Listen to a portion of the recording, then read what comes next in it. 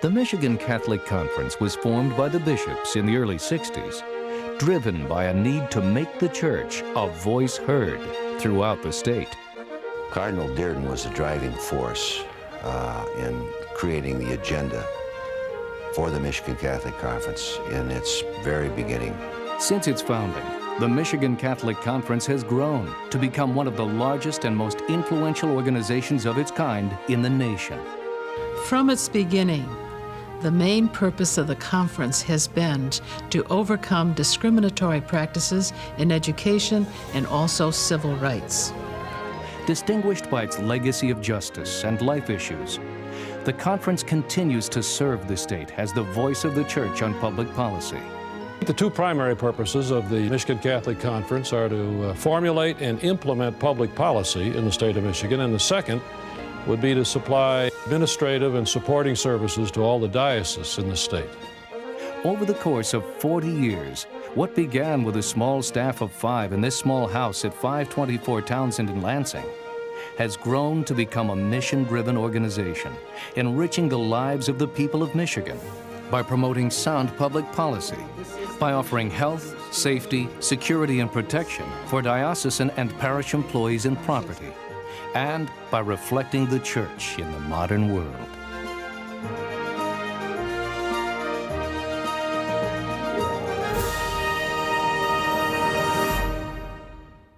The Michigan Catholic Conference was founded in 1963 for the purpose of advocating public policies to benefit the material and moral well-being of the people of Michigan. The conference is dedicated to promoting a social order that respects the dignity of the human person and serves the common good in the spirit of the Beatitudes and in accord with the teachings of the Catholic Church. Governed by a 14-member board of directors consisting of the diocesan bishops of the province of Detroit and 7 other persons, the conference strives to serve its gospel-mandated mission of justice, dedicated to integrity and excellence. It is also committed to providing an impressive list of health and retirement benefits to Catholic Church employees across the state, from the Upper Peninsula to all of Lower Michigan. The conference serves the 7 dioceses in the state with these state-of-the-art administrative and benefit services through a sophisticated area-wide information sharing system. Rooted in Scripture and the principles of Catholic social teaching, the conference strives to serve the common good in the spirit of the Beatitudes and is dedicated to its gospel mission of justice for all people. Since its founding, the conference has responded to an ever-changing culture with clear initiatives that reflect the timeless truths of the Catholic Church. This significant legacy points toward a long list of historic milestones. Evolving early in the decade of the 1960s from the Catholic Charities of Michigan, the Michigan Catholic Conference became incorporated in 1963. The conference constitution bylaws were adopted under Francis J. Coombs, founding executive director, who provided outstanding leadership for the conference from its formative years until his retirement in 1971. We came to believe that we could help the people of Michigan understand the inequality of the present financing of public education in the state. And that led to a series of legislative proposals which were enacted beginning in '63 all the way up through '66 of the Fair School Bus Law. Known early for its positive course of action, the conference issued a statement promoting civil rights prior to the signing of the Civil Rights Act of 1964. And through tireless efforts, in 1965, the conference and the Michigan Council of Churches received federal approval for joint operation of 4 migrant training and welfare centers in Michigan. In 1965, Public Act 343 provided auxiliary services to non-public school students. Later, the conference and non-public schools successfully advocated for enhancement of auxiliary services. In 1966, the lay employees' retirement plan was established for all Catholic school and parish employees in Michigan. I think it's interesting to note that Michigan Catholic Conference is the only conference that offers services of this sort and others. We have a unique and very strong role among the state conferences around the country. Also, in June of 1967, the third general meeting concluded with the dedication of a new building at 505 North Capitol. In 1969, the first Focus newsletter was published and has proven its effectiveness as a useful communications tool on important issues, even to this day. In the next decade of the 70s, the conference led the opposition against passing Proposal C, a constitutional amendment barring any form of direct or indirect aid for non-public schools. The opponents of that legislation put Proposal C on the ballot to amend the Constitution to prohibit any such aid from the state of Michigan. And we were way ahead of our times in the state of Michigan to do that at that time. Also in 1970, the conference established statewide property and casualty and health care programs. Perhaps most notable during the 70s were considerable efforts by the conference in support of a public campaign against abortion on demand. A successful ballot issue to exempt food and drugs from sales tax was actively supported by the conference in their efforts to help the poor by not taxing necessities.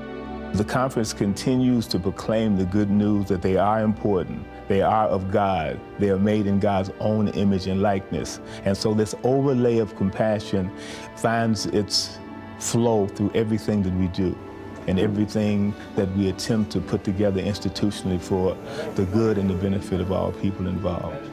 During the 1970s, the conference supported passage of an education tax reform that included vouchers, but Michigan's children lost out. The 1980s saw a continued strong stand on life issues as the conference worked to defeat Medicaid funding of abortions. Other events during the period included the commissioning of a series of monographs entitled Action on Behalf of Justice to celebrate the 25th anniversary of the work and services of the conference. For the future, I think these services will be more, not less, needed, and they include also serving as a lobby, particularly with the state legislature, to lobby for just employment practices, for fair distribution of state resources. In the final decade of the 20th century, Bishop Adam Joseph Maida was installed as Archbishop of Detroit in June of 1990. And on November 26, 1994, Adam Cardinal Maida was elevated to the College of Cardinals in Rome. During that same year, the conference successfully supported Proposal A, a ballot measure that increased the state sales tax from 4% to 6%, decreasing the burden to tax property for funding schools. The conference needs to be there because as issues emerge, they always have to be evaluated from the standpoint, are they giving life or are they taking life away? Whether it be about family services, whether it be about assisted suicide, whether it be about how we spend our monies. On July 1st, 1997, the conference launched Phase 1 of the Areopagus Project, which soon after provided electronic connectivity for all diocesan offices throughout the state, and later, through the Gateway Portal, to all parishes in Michigan. And closing out the decade, opposed by the conference, Proposal B to legalize assisted suicide was soundly defeated in 1998. A great many individuals and organizations were opposed to Proposal B, but the Michigan Catholic Conference provided the coordination and the leadership that opposition needed in order to defeat Proposal B overwhelmingly. In the new millennium, the conference continued its support of educational choice by supporting the Kids First Yes proposal to amend the state constitution. It sought to provide vouchers to students in failing school districts, but was defeated at the polls in another setback for Michigan school children. In a bold move, the conference saw to it that clergy were added to the Child Protection Act in June of 2002. Completed late in 2002, the Michigan Catholic Conference officially opened its new location in March of 2003 at 510 South Capitol Avenue in close proximity to the state capitol, symbolizing its role as defender of justice for all. The 21st century also recognized the achievements of the conference, celebrating 40 years of exploring and advocating for solutions to pressing social problems and administering benefit services.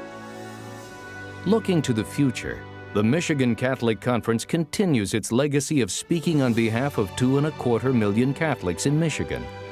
Although a great deal has been accomplished, there is much work to be done.